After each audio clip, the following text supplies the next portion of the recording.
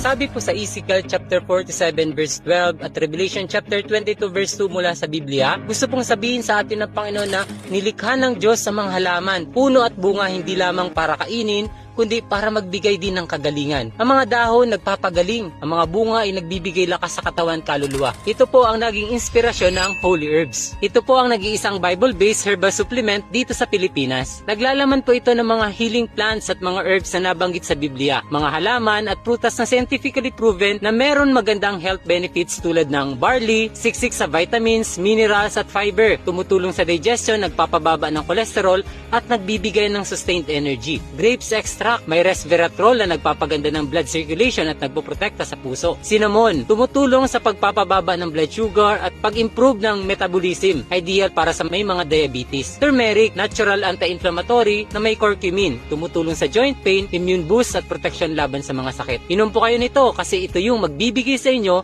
ng karagdagang nutrisyon na kailangan ng katawan para magkaroon ng kagalingan at magandang kalusugan. Click mo lang ang button sa ibaba para matulungan ka namin sa inyong ipinagdarasal.